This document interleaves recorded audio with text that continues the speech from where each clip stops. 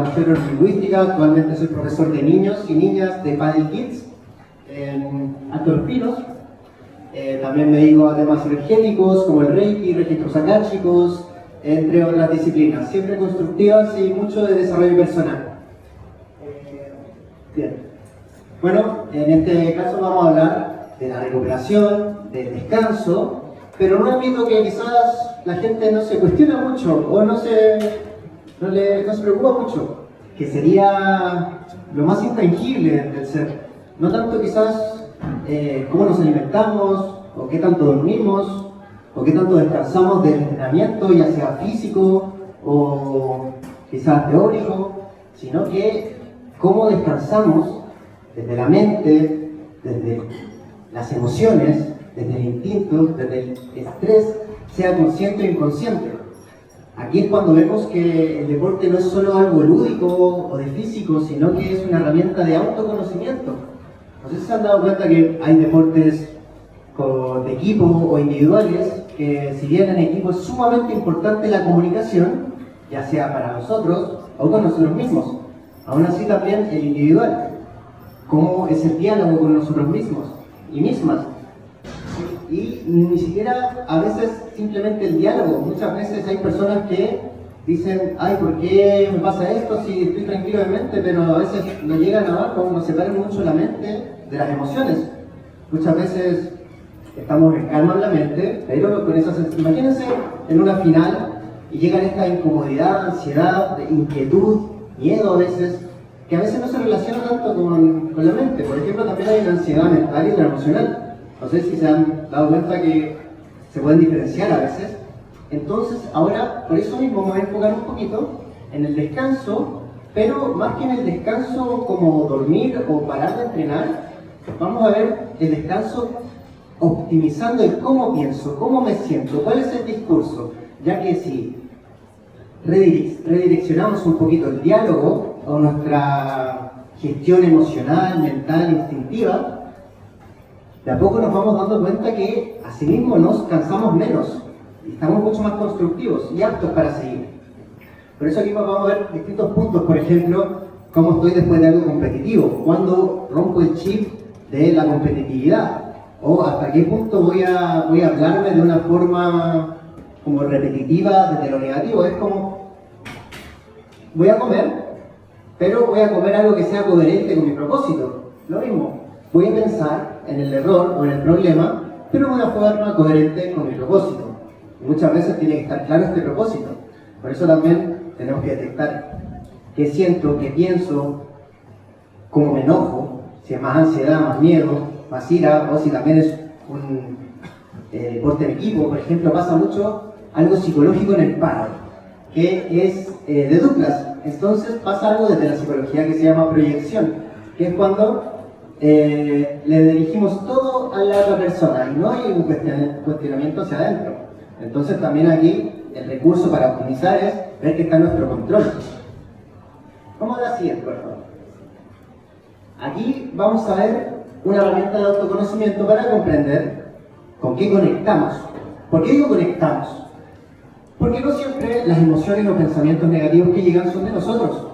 Yo siento que conectamos con ella por X detonante, pero no necesariamente son de nuestro ser. Por ejemplo, al competir, y también no solo al competir, en el día a día hay personas que son más mentales, más ansiosas, o que piensan todo el tiempo. Por ejemplo, hoy día en el mundo hay mucho, en esta generación, mucha gente TDAH, por ejemplo. Ay, yo soy uno. Entonces, en ese sentido, el autoconocimiento para gestionar estas cosas es sumamente importante. Y no solo hablo de la psicología, sino también en la alimentación, del tema de los alimentos procesados, en el dormir. Pero ve qué pasa con nosotros. Hay gente más mental, hay gente más emocional, hay gente más instintiva. Y esto pasa también en el deporte. Entonces, la gente que va a ser más mental, si gestiona mal su mentalidad, se va a cansar más. Y muchas veces no se dan cuenta porque solemos naturalizar y normalizar esos patrones. También hay gente más emocional que busca ahí también una validez. A veces en el deporte mi propósito de ganar es solo ganar o quiero validarme con esto. También está el instinto, la gente más instintiva, que es ese instinto, por ejemplo, de conquista, de querer ganar, de querer ser más, que también se ve, por ejemplo, en las relaciones, en el trabajo, en temas de economía. Entonces, una herramienta muy buena para optimizar nuestra gestión del cansancio y la energía es entender por dónde estamos más ahora, en el plano mental, emocional e instintivo. Por ejemplo, la gente más mental son más de un patrón de control, necesitan la certidumbre y la estructura, si no, se pueden desregular un poquito. También ahí está el sobreanálisis, en las emociones necesitamos el reconocimiento, conexión y validación. Ahí, como les comentaba, en el instinto un poquito más de autonomía, territorio y poder. Por lo tanto, les voy a hablar de unas herramientas de programación neurolingüística que sirven para cada una. Aquí les vamos a hablar de una caja de herramientas. Son bastante sencillas. Hay algunas que, como son un poquito más intangibles, la gente suele minimizar un poquito algunas prácticas, como por ejemplo la meditación. Aparte de un tema energético, no podemos escapar de nuestro sistema energético, de nuestro sistema nervioso no podemos escapar.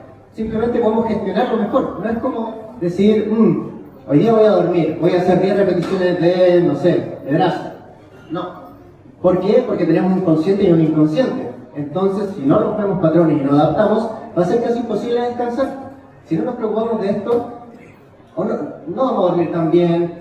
Por ejemplo, la gente que es más instintiva también va a estar con más cortisol, y no solo instintivo, bueno, eso también es mental y emocional, donde nos vamos a recuperar menos, vamos a dormir peor antes de una final, antes de un entrenamiento, y ya va a romper un poquito nuestro rendimiento. Por ejemplo, anclaje y recuperación. Esto se usa mucho. Por ejemplo, ¿dónde lo podemos ver? Incluso mucha gente exitosa, en los mudras. Los mudras son como las posiciones de manos que conectan y nos ponen en un estado. A veces, dirán que a veces un poquito puede ser un poco hippie, pero por ejemplo la neurociencia ya validó mucho esto de la programación neurolingüística y de los mudras. Entonces, un anclaje de recuperación podría ser, yo me acostumbro a tocarme un dedo, y voy a, al igual que nuestro inconsciente nos condiciona, yo soy fiel creyente, también por lo que he estudiado y también en la práctica, de que nosotros podemos condicionar a nuestro consciente. Entonces, por ejemplo, si voy a conectar con ansiedad en una competencia y quiero estar más calma, más tranquilo, voy a tocarme siempre en un lugar que va a ser como el botón de activar la tranquilidad, la paz. Pero es algo que se tiene que reforzar casi todos los días. Por ejemplo, una forma de validar esta práctica es, aquí yo creo que todos saben lo que es un trauma. Por ejemplo, el ejemplo va a ser desde el lado negativo. El trauma es un anclaje. ¿Por qué? Por ejemplo, si hay un trauma con una araña, luego vemos una araña y nos da miedo. O si hay claustrofobia o cosas así, vamos a conectar con la emoción o el pensamiento negativo que nos genera el trauma. Esto es lo mismo a la inversa, pero es más difícil porque va a ser consciente y va a ser desde nuestro libre albedrío. En cambio, un trauma no es desde nuestro libre albedrío, pero es el mismo tema. Vamos a generar una emoción, un pensamiento a través de una práctica, que lo vamos a acostumbrar. Por otro lado, ¿todo claro eso? ¿Se entendió? Muy bien. Otro lado, el reencuadre lingüístico, que ese es un poquito más fácil, pero tenemos que estar más atentos, que es cómo nos hablamos. Por ejemplo, el consciente habla de qué hablamos, por ejemplo, y el inconsciente habla desde dónde hablamos. Más que el qué, desde dónde. Cuando fallamos en un tiro, cuando no logramos esa repetición, ¿cómo nos hablamos? Aquí, ¿cuál es el nivel de autocrítica que tenemos? Entonces, lo más importante es estar atentos a nuestro diálogo, a nuestro discurso. Y si no es diálogo, entender con qué emoción y discreparla y poner autoridad. ¿Quiero que esto sea mío o no? ¿Vamos a ser una autoridad con nosotros mismos tirana o no? Pero para eso tenemos que discrepar hacia adentro, de una forma amable. Otra, que es por ejemplo para la gente más mental, la gente que cuando, no sé, no nos salió algo como esperábamos que salga, y nos queda ese pensamiento, esa película en la mente, y se repite, nos genera estrés, nos genera cansancio, a veces dura un día, un mes, no sé, anda a saber. Entonces, esto también está comprobado y también puede sonar un poco simple, por eso hay que concentrarse. La gestión de submodalidad es conscientemente, tenemos esta película que nos está desgastando, que no queremos ver en la cabeza, y conscientemente le bajamos volumen, le bajamos tonalidades, por ejemplo lo ponemos blanco y negro, hasta que empieza a desaparecer. tiene que ser consciente, no solamente como imaginarlo, sino entender por qué estamos haciendo esto y conectar con la guatita, por ejemplo. Por ejemplo, desde la neurociencia y la programación neurolingüística, incluso desde temas más espirituales, no es lo mismo pensar algo que pensarlo y decirlo, que pensarlo, decirlo y ponerle un sentimiento, ¿se entiende? Mientras más factores le agregamos, más fuerte va a ser. Entonces tenemos que estar concentrados para minimizar eso y poder darle y redirigirlo hacia algo más constructivo. Buenísimo. Entonces, aquí vamos a cambiar un poquito a otro asunto que hace un tiempo me leí un libro que me gustó mucho, se llama 12 reglas para vivir, de Jordan Peterson, no sé si alguno lo ubica o alguna. Es buenísimo, por cierto recomendado, me encantó, como buen TDAH me encantan las analogías, me gustan mucho las analogías. Y aquí nos habla de que nosotros mismos somos nuestro propio jefe y nuestro propio empleado. Ahora llevémoslo al deporte y al descanso. Ustedes también han sido empleados, quieren su tiempo para almorzar, para descansar, y si no, obvio que vamos a luchar ese tiempo. Entonces, tenemos que llegar a un acuerdo nosotros mismos y mismas para ser un jefe líder con instrucciones claras, con metas claras también y no metas realistas, y también con programas de descanso y formas estratégicas de una recompensa. O sea, obviamente vamos a querer recompensa. Y así, como buen empleado, vamos a planificar bien, hacer el trabajo de una forma constructiva, clara, honesta, y así vamos a tener claro también cómo vamos. Esto me está haciendo bien, mal, pero ser sincero y ser muy honesto. Entonces, nosotros siempre tenemos que tener claro esto, que somos estas dos mismas personas dentro de una.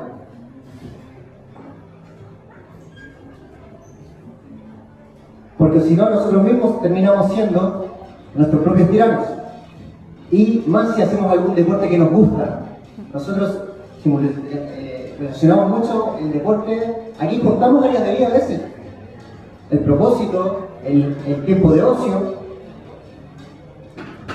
Entonces hay que tener claro, por más que nos guste un deporte o un hobby, tenemos que darnos el tiempo de descanso, ya sea mental, emocional, de descanso físico. Porque si no estamos siendo irresponsables con nuestro propósito, con nosotros mismos, y eso tarde o temprano llega al burnout. Por eso ahí el descanso no es la ausencia de acción, es el entrenamiento invisible activo. ¿Qué quiere decir esto? Que no veamos el descanso como una pérdida de tiempo, porque muchas veces queremos tanto seguir entrenando, tanto seguir jugando, que decimos, no, voy a perder tiempo. Entonces, una forma de redirigir esto es que el descanso sea parte del entrenamiento y condicionarte para eso. Porque si no, nosotros mismos nos estamos poniendo una fecha límite de nuestro desarrollo personal, de nuestros objetivos deportistas, etc. Esa es mi presentación. Muchas gracias. ¿Alguna duda nosotros? ¿No? Muy bien.